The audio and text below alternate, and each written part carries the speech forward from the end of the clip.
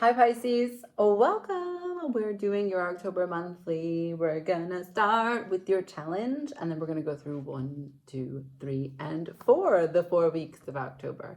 This is the Feminine Inquisition. My name is Tiffany and I hope that you're feeling well.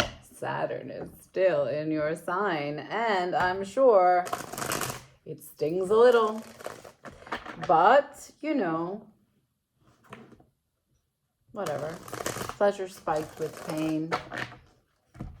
It's not like it'll be your first time. Can I see the challenge for Pisces, please, for October?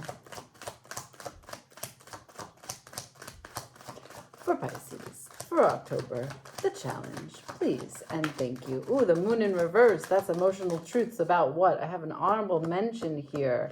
If you've got any Scorpio in your chart, check them out. They've showed me the 10 of Wands 2 times in the reading, and I just finished that. So, honorable mention about what it means to carry a burden that has to do with change. We're talking about fire, pursuit of passion, pleasure. What's this? Conflict. All right. So, like I said, Saturn. Oh, Saturn. Endings, restrictions, delays, our fears, right? Where Saturn shows up in your chart is where you have fear. And it's not fear like boogeyman, heights, and spiders. It's fear like the unknown, something that you hid from yourself for a long time, a wound that you haven't yet quite understood, a foundational crack, right, that has never really mended. And it's like a tight muscle or some kind of way in which you wince if you walk and you don't carry your weight with even distribution. The moon is everything that we care about deeply, that we hope for this life, but also in our emotional capacity with others. And it's also what we are most afraid of, losing a grip on, the things that we don't know, all of the unknown. And since it's in reverse, your challenge is that something is coming to the front. You see, in this card, these 3 creatures have come from the depths. They have emerged under the moonlight. So there could be a truth. There's a mystery here that has to do with the unseen, right? Leaning into the unseen, but also the darkest depths of your subconscious.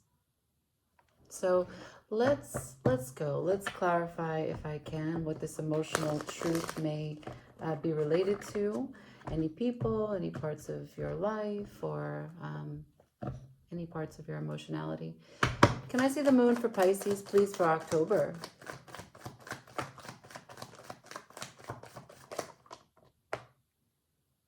Not happy about that. Not happy about that. So I've got the 4 of Cups to the Justice, and then let's read what's here that hit me all here. Number 1, first card, the Judgment. Justice to the Judgment, kill me. The King of Swords, someone's confused, someone was wrong, someone got it wrong. They were not living in their alignment. An emotional truth about being upset about something that you perceived as fair, that you called judgment on, and it's followed by the 8 of Swords in reverse. So the emotional clarity is seeing a way through what was a karmic truth. You're calling judgment here, but I feel as though you're calling judgment on someone's immaturity. Now, how can the King of Swords, someone of such a status, also be showing up as the Page of Cups? So that's quite simply, the King of Swords is wielding the sword with a capital T, truth, as he perceives it, writing law. He does not necessarily do very well at making meaning, right? There's no nuance with the King of Swords. He's trying to put things into a system that are easy to repeat so that it's for the good of all the community, right? He thinks he works for the common man.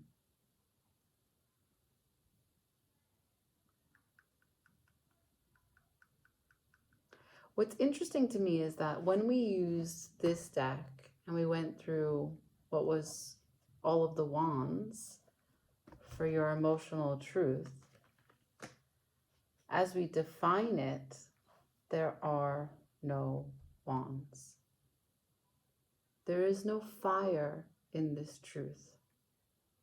There's major arcana. There's someone who's really upset, dejected, rejected, alienated, separate, creating all the concepts, whether it be questions or answers or both, here.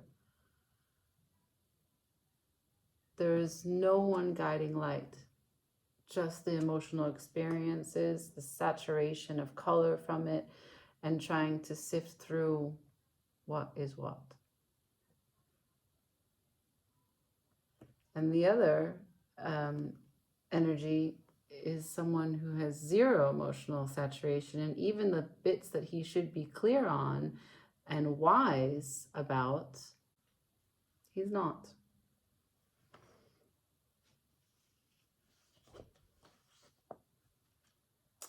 So the thing is that the emotional truth is that there is justice in this connection falling apart. Because judgment is here. This is a divine truth.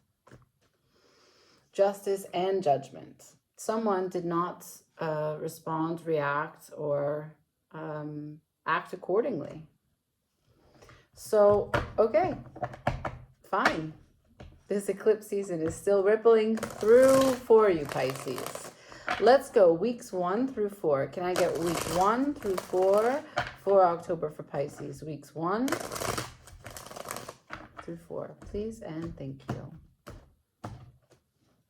Week 1 for Pisces.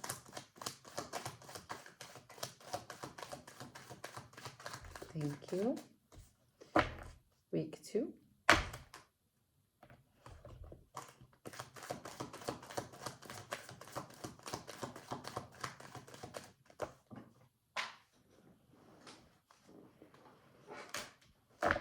Week 3. Week 3.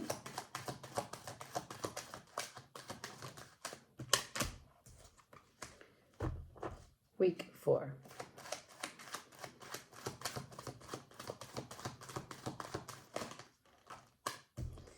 Right. Okay, full circle. Bottom of the deck. We're talking about a mindset that is ending, a mindset that is betraying, a mindset that just sucks. One that is manifested from a place of stress and anxiety, of worry, of doubt. One that doesn't understand that it is in control of its life, that its powers of consciousness, assumption, and imagination are what manifest and bend reality. So there's a certain kind of inability, an inept, immaturity. There's no leadership here, right? But it's completion. So it is, whatever it is, whoever did this, whoever's participating in this, it's kind of coming to a close. Whether you are closing it out or someone else is recognizing that they're doing it and closing it out. Whether that's for you, whether that's for themselves, or whether there's a consequence with you because they do it for themselves. Neither here nor there. Now, I know that that's because, I know that that's related to the King of Swords because it's the same suit. So you are showing me cups. Yeah. You showed me the moon, which, you know, in tarot, this is your domain. In astrology, it's Cancer, but in tarot, it's yours. So if you're showing me cups, what's interesting then is that this was at the bottom of the deck previously, but week 4, you've got it here again.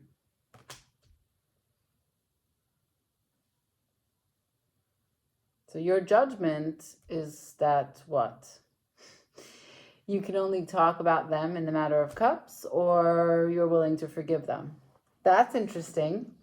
Now, week 1, I've got the King of Wands. There's great leadership there. There's fire, finally, back on the table. Fire towards what? Week 2 is turning this heart and frown upside down. But week 3 is the 3 of Cups in reverse. So not too quick on the celebration. No harmony there, but there is a brand new emotional experience somehow, some way. It's a small effort, small contribution. Can I see this King of Wands, please? Nine of Swords in reverse. Ah, okay. So then I understand that the King of Wands is not you. It's showing up as the King of Swords, because the Nine of Swords in reverse would be talking about this.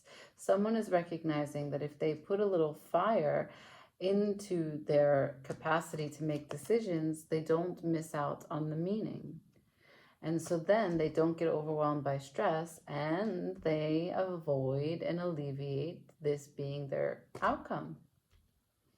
I think it has to do with worthiness and self-love, but we'll get to that in a moment. So week 1, there is a way in which some communication comes towards you, or some behavior is carried out, and you are bearing witness to how someone is changing their coping mechanism, changing their response to stress, and it has to do with some abandonment wound, some rejection, some separation, some endings that maybe are coming now into a healing place. Once again, it could be a matter of worthiness and self-love. So I'm going to venture to say that whomever this lover's union relates to for you, whether it's you coming into alignment for you, you doing what you love in this life, or you and another person, you're currently in a hiatus, a separation, a distance from something or someone that you love, okay? So let's go and let's learn more about week 2, which is the Three of Swords in reverse. So something shifts, something changes, sensation changes. Three of Swords in reverse, please. I have the Two of Swords in reverse, to the Knight of Swords, to the Six of Cups, all in reverse.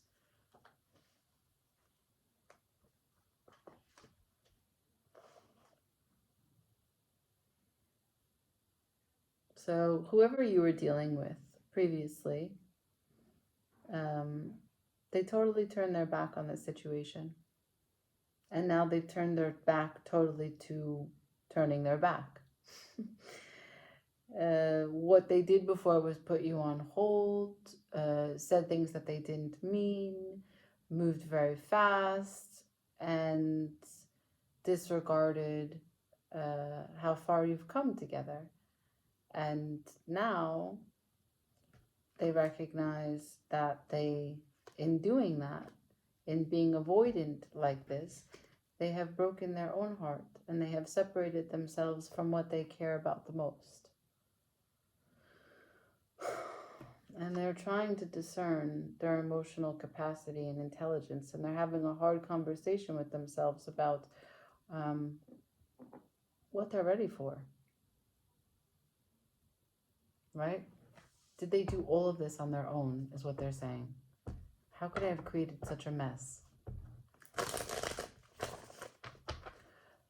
Let's say the Three of Cups in the third week. Three of Cups, please. The third week for Pisces for October. The Knight of Pentacles. So it's going to be slow to recover this union, slow to recover this harmony, slow to come back together, slow to trust, slow to imagine that they have your best interest, that they're going to protect you, that you feel safe.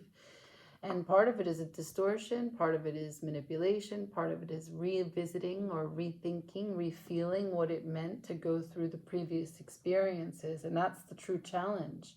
How to find a way to release the emotional impact of the judgment that was called. Because what's fair is what's fair. And the lover's union was forsaken by a confused King of Swords, but a king nonetheless.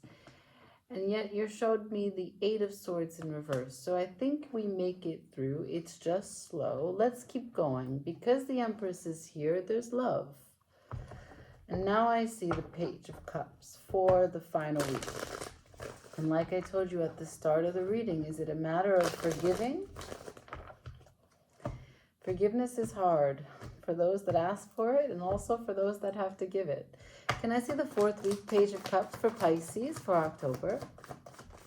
7 of Cups in reverse. That's emotional clarity. Emotional clarity about the Queen of Wands. So if we're talking about the King of Wands and the Queen of Wands, book ending from week 1 to week 4, the king gets his queen. At the bottom of the deck, I have the Emperor, and you know that we just previously had the Empress. So, followed by the Page of Cups. There is forgiveness here. This is a story about reconciliation. For sure. So, I'm just going to go directly to the 8 of Swords, which was the final card of the challenge. And I'm going to just try and learn, if I can, from Spirit, what's the way through, right? Because if that could help you so that you can be prepared to see it in the future, then I want to get that for you. For Pisces, what is the way through? What can they lean into for support and guidance, please? For October, show me, what is the way through?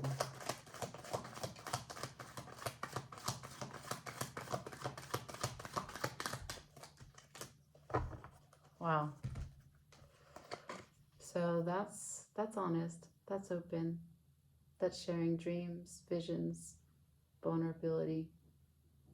This is being the first to be on the front lines, right? This is like taking the action, being having an active role in offering your cup, right? Not waiting to check the temperature first to ask for something or say what your needs are, or how you feel. This is just both of you speaking at the same time. This is the way through.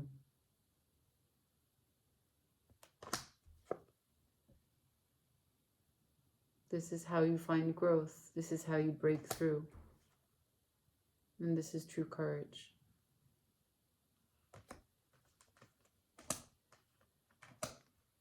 Okay. Under the moonlight, Pisces.